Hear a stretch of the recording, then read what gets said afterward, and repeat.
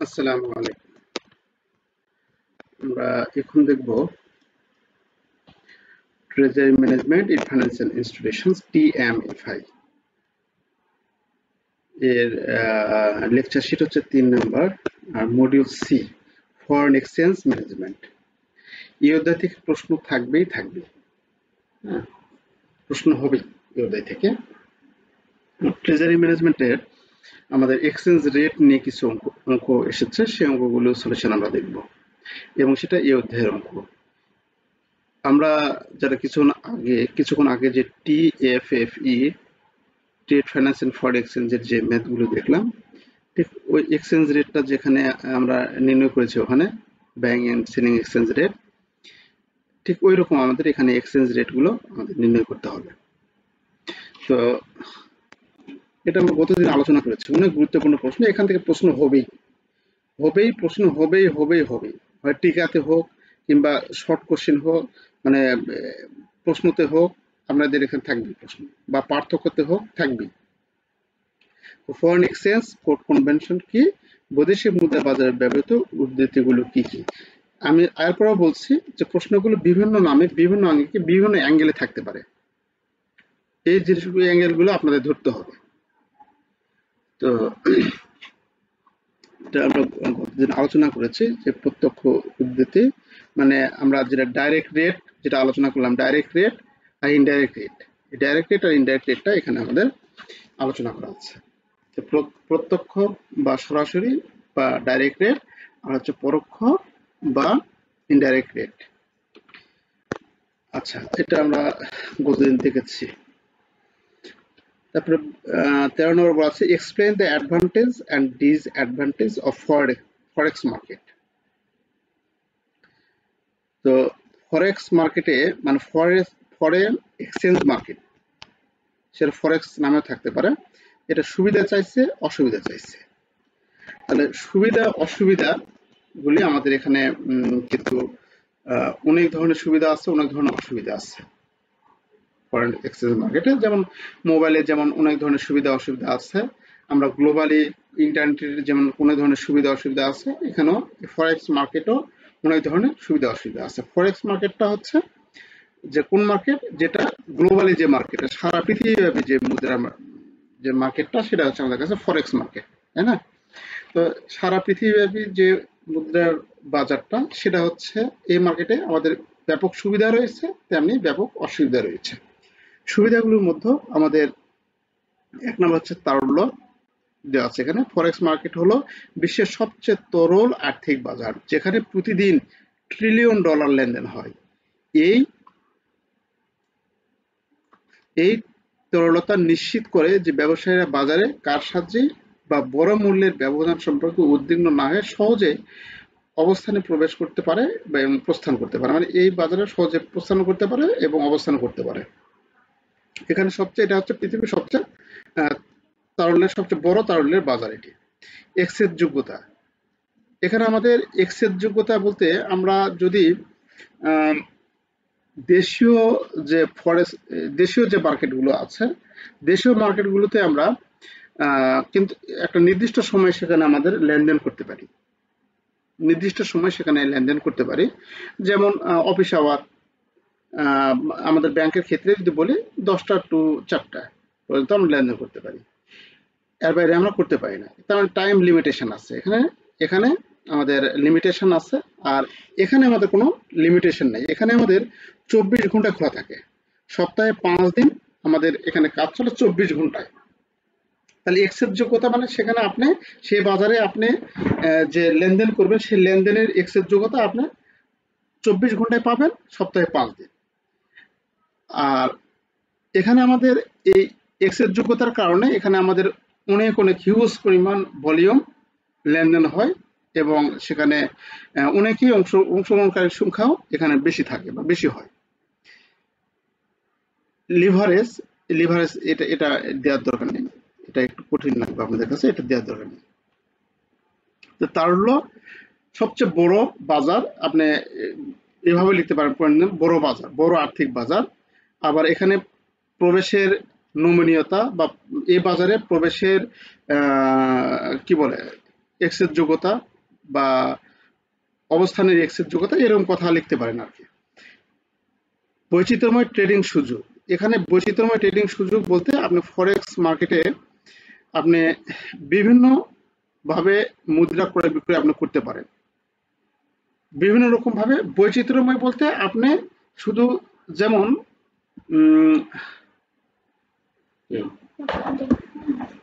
বৈচিত্র্যময় বলতে আপনি অপশনগুলো এখানে আমাদের থাকে যে আপনি কোনটা নেবেন, এটা নেবেন না এটা নেবেন না এটা নেবেন, এরকম বৈচিত্র্যময়।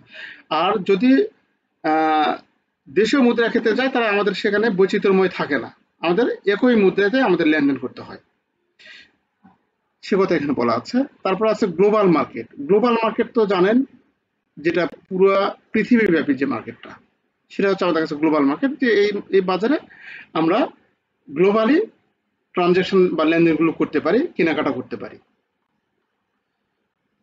অস্থিরতা দেওয়ার দরকার নেই। হেজিং বা বৈচিত্র্য, এখানে আমাদের হেজিং বা বৈচিত্র্য বলতে এটা হচ্ছে আমাদের ঝুঁকি ট্রান্সফারের যে কৌশল, সেই কৌশলগুলোকে হেজিং বলি। ডেরিভেটিভস, বিভিন্ন ডেরিভেটিভস আছে, বিভিন্ন হেজিং আছে, এগুলো হচ্ছে ঝুঁকি বন্টনের কৌশল। ঝুঁকি বন্টনের কৌশল বলতে আপনি এই জিনিসটাকে কি বুঝি, আপনি ডলার কিনেছেন, সে ডলারগুলো আপনি মনে করছেন যে ডলারের দাম কমে যেতে পারে, তো আপনি ধরুন আপনার কাছে $10,000 আছে, তখন এই $10,000 আপনি ইয়ে করতে পারেন, মানে ডেরিভেটিভস এর মাধ্যমে সেটা আরেকজনের কাছে বিক্রি করতে পারেন, বা হেজিং মানে আপনার ঝুঁকিটাকে কমিয়ে দেওয়ার জন্য আপনি অপশন, কল অপশন বা পুট অপশন ব্যবহার করে আপনি আরেকজনের কাছে সেটা বিক্রি করে দিতে পারেন, যে 10,000 আছে সেখান থেকে $5,000 আমি বিক্রি করে দিব বা $7,000 আমি বিক্রি করে দিব। তাহলে এক্ষেত্রে যদি আপনার দাম কমিয়ে বা বাড়ে, তাহলে সেই ঝুঁকিগুলো আরেক পার্টির কাছে গিয়ে পড়তে হবে। এগুলো হচ্ছে আমাদের কাছে হেজিং বা ডেরিভেটিভ চুক্তি। তো এই বৈচিত্র্যগুলো আমাদের এই মার্কেটে পাওয়া যায়।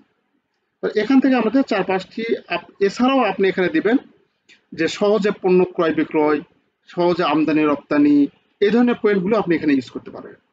কারণ এই বাজার আছে, ফরেক্স মার্কেট আছে বিধায় তো আমরা সহজে ক্রয় বিক্রয় করতে পারি, সহজে আমদানি রপ্তানি করতে পারি, তাই না? বিদেশ থেকে আমাদের নতুন নতুন পণ্য আমাদের দেশের যে পণ্যটা আমাদের দেশে অ্যাভেলেবল না, সেই পণ্যটা আমরা আনতে পারি। এরকম এখানে আমরা পয়েন্টগুলো দিতে পারি, মানে আপনার মতো আপনি পয়েন্ট এখানে দিতে পারেন আর কি, এর সাথে মিল রেখে। তাহলে ফরেক্স মার্কেটের অসুবিধাগুলো কি কি? আমাদের কাউন্টার পার্টি ঝুঁকি। কাউন্টার পার্টি আমাদের ফরেক্স ট্রেডিং এ বিভিন্ন পক্ষের মধ্যে লেনদেন জড়িত, যেমন পৃথক ব্যবসায়ী, দালাল এবং আর্থিক প্রতিষ্ঠান। সবসময় একটি ঝুঁকি থাকে যে একটি পক্ষ তাদের বাধ্যবাধকতা পালনে ব্যর্থ হতে পারে বা তাদের লেনদেন দিকটি পূরণ করতে ব্যর্থ হতে পারে। এটি কাউন্টার পার্টি ঝুঁকি হিসেবে পরিচিত।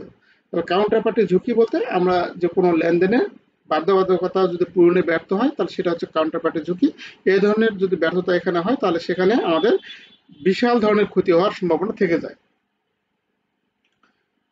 আচ্ছা, তারপর আছে লিভারেজ ঝুঁকি। লিভারেজ ফরেক্স মার্কেটে মার্জিনে ট্রেড করার বিকল্প অফার করে, যার মানে হলো ব্যবসায়ীরা অল্প পরিমাণ পুঁজির সাথে বড় পজিশন নিয়ন্ত্রণ করতে পারে, যদিও লিভারেজ সম্ভাব্য মুনাফা বাড়াতে একটি লোকসানকে বড় করে। আচ্ছা, এটা লিভারেজ ওখানে বাদ দিয়েছে, এখানেও বাদ দিবেন, লিভারেজ দেওয়ার দরকার নেই। কাউন্টার পার্টি ঝুঁকি। তারপরে আছে আমাদের অপারেশনাল রিস্ক বা আমাদের এখানে অপারেশনাল ঝুঁকিও আপনি দিতে পারেন। অপারেশনাল ঝুঁকি, আমাদের এখানে অপারেশনাল ঝুঁকি বলতে আমরা যে কার্যক্রম পরিচালনা করি সেই কার্যক্রম পরিচালনা করতেও আমাদের বিভিন্ন রকম ঝুঁকি তৈরি হতে পারে। উচ্চ ঝুঁকি এবং সম্ভাব্য ক্ষতি, অস্থিরতা, আমাদের মাঝে অস্থিরতা কাজ করতে পারে বা বাজারে অস্থিরতা কাজ করতে পারে। বাজারে বিভিন্ন অনিশ্চয়তা থাকে, মার্কেট যে ওঠানামা আপ ডাউন করে, আপ ডাউনের ফলে আমাদের মাঝে অস্থিরতা এবং বাজারে অনিশ্চয়তা হিসেবে কাজ করে। জটিলতা, এখানে আমাদের জটিল হতে পারে, ফরেক্স মার্কেটে আমাদের লেনদেনটা জটিল হতে পারে, যেমন আমাদের যুদ্ধ বিগ্রহ, কোনো রাজনৈতিক ঘটনা, প্রাকৃতিক দুর্যোগ, বিভিন্ন কারণে আমাদের এই লেনদেনটা জটিল হতে পারে। আমাদের এখানে ঝুঁকি ফরেক্স মার্কেটের সুবিধা এবং অসুবিধা, গুরুত্বপূর্ণ প্রশ্ন, এটা একটু দেখবেন। আচ্ছা, এর হচ্ছে একটু এটা হচ্ছে সাজেশন দেখে করি আমরা।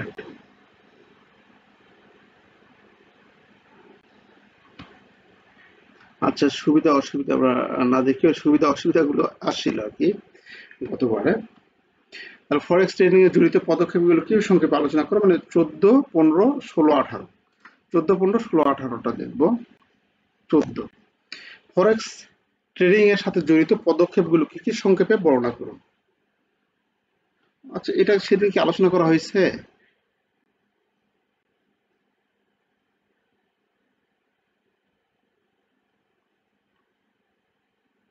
আচ্ছা, ফরেক্স ট্রেডিং এ জড়িত আলোচনা করা হয়েছে। ফরেক্স ট্রেডিং এ জড়িত পদক্ষেপগুলো কি কি সংক্ষেপে বর্ণনা করুন। জড়িত পদে ফরেক্স ট্রেডিং করতে গেলে এই যে আমাদের ফরেক্স ট্রেডিং বা লেনদেনগুলো করতে গেলে আমাদের কি কি পদক্ষেপ গ্রহণ করতে হয়, আমাদের সে সম্পর্কে মার্কেট সম্বন্ধে অবশ্যই আমাদের জ্ঞান থাকতে হবে, জানতে হবে। একটি ব্রোকারেজ অ্যাকাউন্ট সেট আপ করতে হবে। তারপরে আছে ট্রেডিংটা, আমি দেখেছিলাম সেদিন।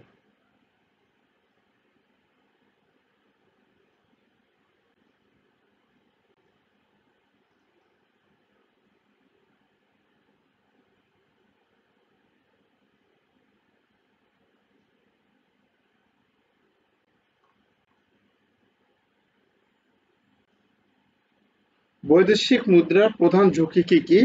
এই প্রশ্নটা, বৈদেশিক মুদ্রার প্রধান ঝুঁকি কি কি?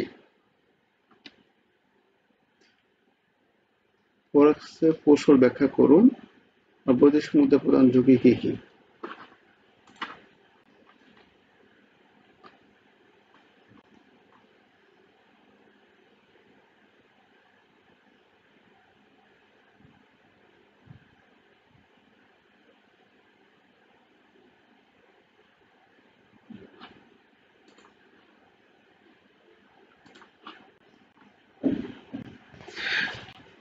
আচ্ছা, এই প্রশ্নটা অনেক ইম্পর্টেন্ট। বৈদেশিক মুদ্রার প্রধান ঝুঁকি কি কি, উদাহরণ সহ ব্যাখ্যা করুন। আচ্ছা, 1 নম্বর হচ্ছে লেনদেনের ঝুঁকি, 2 নম্বর হচ্ছে আমাদের অর্থনৈতিক ঝুঁকি। লেনদেনের ঝুঁকি কোন কিরকম? আমাদের লেনদেনের ঝুঁকি বা মুদ্রা ঝুঁকি বা বিনিময় হার ঝুঁকি নামে পরিচিত। সম্ভাব্য আর্থিক ক্ষতি বোঝায় যা একটি লেনদেন শুরু হওয়ার সময় এবং এটি নিষ্পত্তি হওয়ার সময়ের মধ্যে বিনিময় হারের ওঠানামার কারণে ঘটতে পারে। লেনদেনের ঝুঁকি মানে মোট কথা আমরা লেনদেন করতে যে ঝুঁকিগুলো হয়, এখানে লেনদেন করতে ঝুঁকি বলতেই এখানে আপনার যে তার দাম ওঠানামা হওয়া, দাম দাম ওঠানামা করে, দাম ওঠানামার ফলে যে ঝুঁকির সৃষ্টি হয় সেটা হচ্ছে আমাদের কাছে লেনদেনের ঝুঁকি। এই ঝুঁকি প্রধানত আন্তর্জাতিক বাণিজ্যে নিযুক্ত কোম্পানি এবং বৈদেশিক মুদ্রা লেনদেনে জড়িত ব্যক্তিদের প্রভাবিত করে। তাহলে এখানে যারা জড়িত থাকে, বৈদেশিক মুদ্রা লেনদেনে যারা জড়িত থাকে, সেই ব্যক্তি এবং যে কোম্পানিগুলো জড়িত থাকে সেই ব্যক্তিদের মধ্যে এটা প্রভাবিত করে। উদাহরণ সহ এখানে বলা আছে, ধরা যাক ইউএস ভিত্তিক কোম্পানি জাপান থেকে পণ্য আমদানি করে এবং 3 মাসের মধ্যে তা জাপানি সরবরাহকারীকে 100 মিলিয়ন ইয়েন দিতে সম্মত হয়।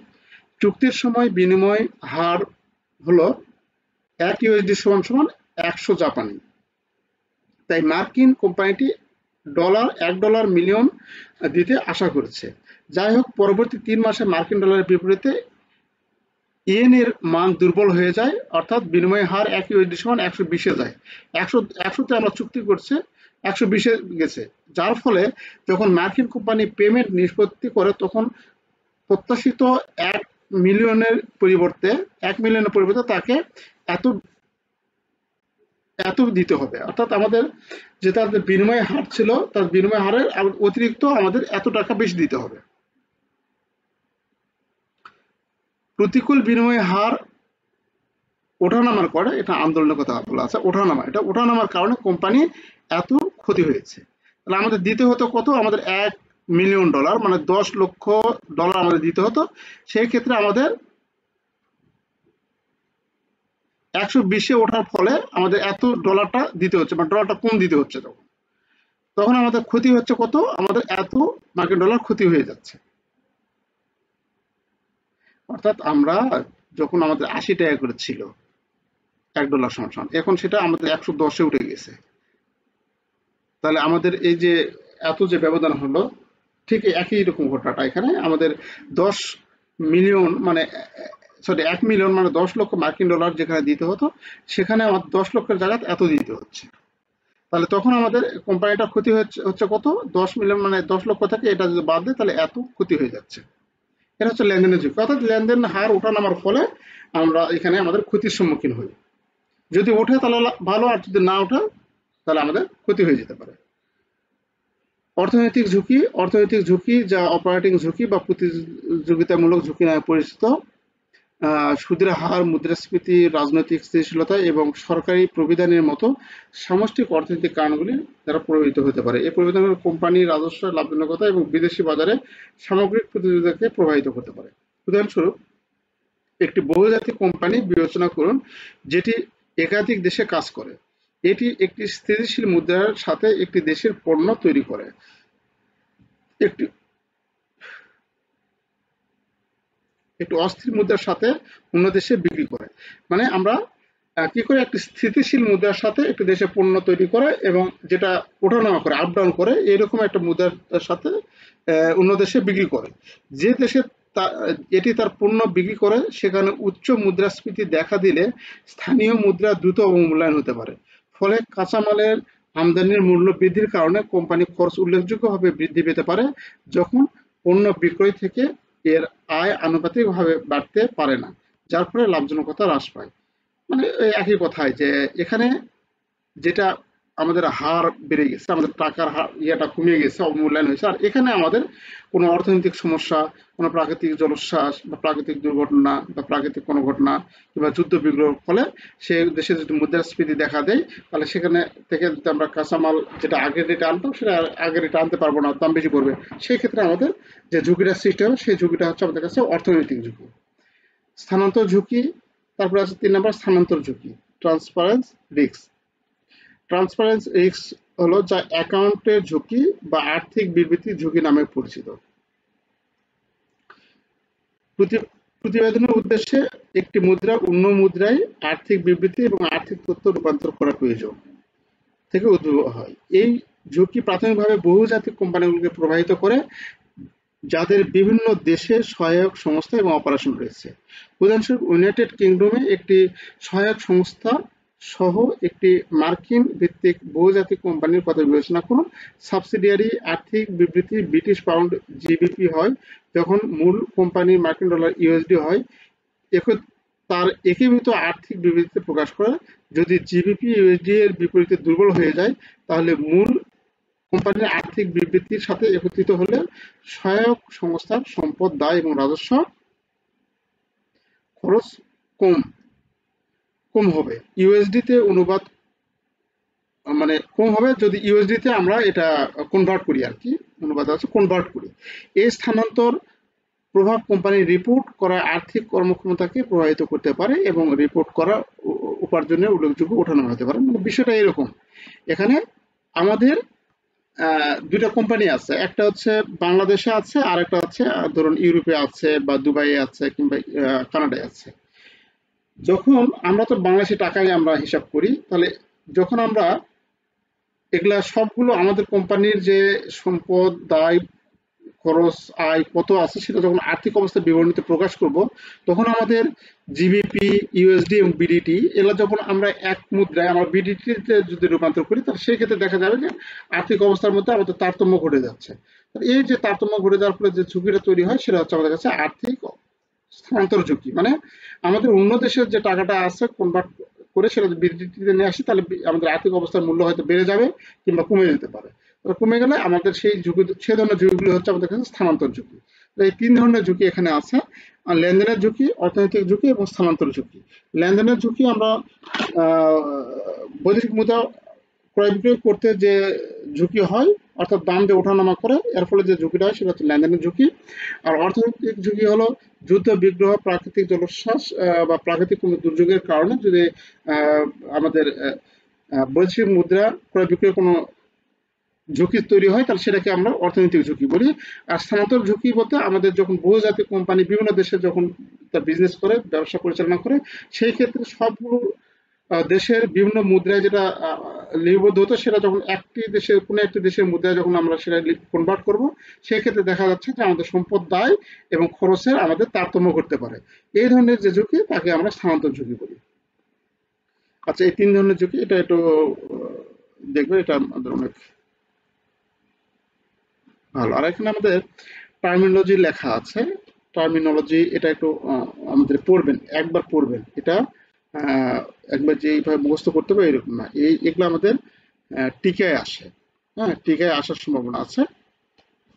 মুদ্রা জোড়া, মুদ্রা জোড়া কি? এই মুদ্রা জোড়া, এই যে আমরা euro USD BDT USD USD BDT যেটা লিখি, এটা হচ্ছে মুদ্রা জোড়া। বেস কারেন্সি, কোড কারেন্সি, এগুলো আমি বললাম না, এগুলো আলোচনা করা হয়েছে এর আগে। বিট প্রাইস, মূল্য জিজ্ঞাসা করুন বা জিজ্ঞাসা মূল্য, বাক্স প্রাইস, স্প্রেড, পিপ, লট, লং পজিশন, এগুলো একবার করে পড়ে যান। লং পজিশন, সমস্ত অবস্থানে মার্জিন, লিভারেজ। আচ্ছা, এই টার্মিনোলজি একটু দেখবেন। তারপর আছে লিবর রেট। লিবর রেট কি? এটা আমাদের টিকায় আসে কিন্তু। লিবর রেট, লিবর রেটটা কি?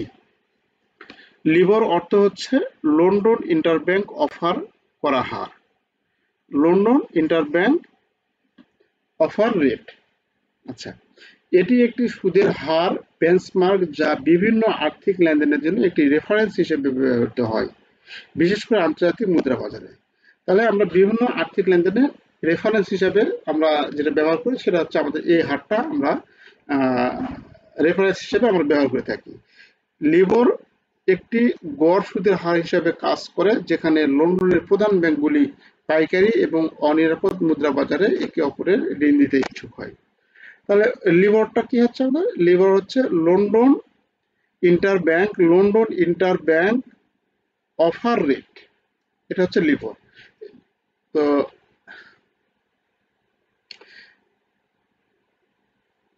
এটা অন্ততপক্ষে এইটুকু আমরা একটু মনে রাখার চেষ্টা করবো আর কি, লিবর হারটা, তাহলে আমরা এটা মোটামুটি দেখতে পাবো। ঐতিহাসিকভাবে লিবর রেটগুলি ব্যাংকগুলির একটি প্যানেল দ্বারা নির্ধারিত হয়েছিল, যারা তাদের ঋণের হারগুলি ইন্টার কন্টিনেন্টাল এক্সচেঞ্জ আইসিই বেঞ্চমার্ক প্রশাসনের কাছে জমা দিয়েছিল। তারপরে এখানে ইতিহাস লেখা আছে, আমরা মূলত এইটুকুই মনে রাখার চেষ্টা করব। এই লিবরের ইতিহাস লেখা আছে। আচ্ছা, আমাদের এই লিবর দিয়ে অধ্যায় শেষ হয়েছে। এই অধ্যায় অত্যন্ত গুরুত্বপূর্ণ অধ্যায়। আমরা সাজেশনের মধ্যে যেগুলা দাগা আছে, এই কোটা দেখলে ইনশাল্লাহ আপনার পেয়ে যাবেন।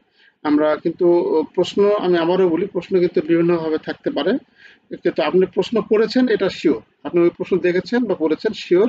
আপনি প্রশ্নগুলোকে অ্যানালাইসিস করবেন, ভাববেন, ভাবে এই প্রশ্নগুলো মনে করার চেষ্টা করবেন, তাহলে আপনি লিখতে পারবেন। আচ্ছা, সামনে দিন আমরা এই যে module D asset management library, এটা থেকে আমরা আলোচনা করবো। অ্যাসেট ম্যানেজমেন্ট লাইব্রেরি এটাও গুরুত্বপূর্ণ, এখান থেকে আমাদের প্রশ্ন থাকবে। আচ্ছা, তো আর যেহেতু এই মাসে আমাদের শেষ, আজকে হচ্ছে কত তারিখ? আজকে হচ্ছে 3 তারিখ। তো মোটামুটি যে কদিন আছে এটা আমরা থিওরিক্যাল একটু দেখে শেষ করে দিই। আমরা অঙ্ক এখানে 1 দিন বা 2 দিন আমরা অঙ্ক দেখলে অঙ্কটা শেষ হয়ে যাবে আমাদের। অঙ্ক বেশি নাই এখানে, বা খুব জটিল টাইপের অঙ্ক মানে আসে না। যাদের টিএফএপি আছে তাদের কাছে সহজ লাগবে আরো বেশি। তো আজকে তাহলে এখানে শেষ করছি। সবাই ভালো থাকবেন। আসসালামু আলাইকুম।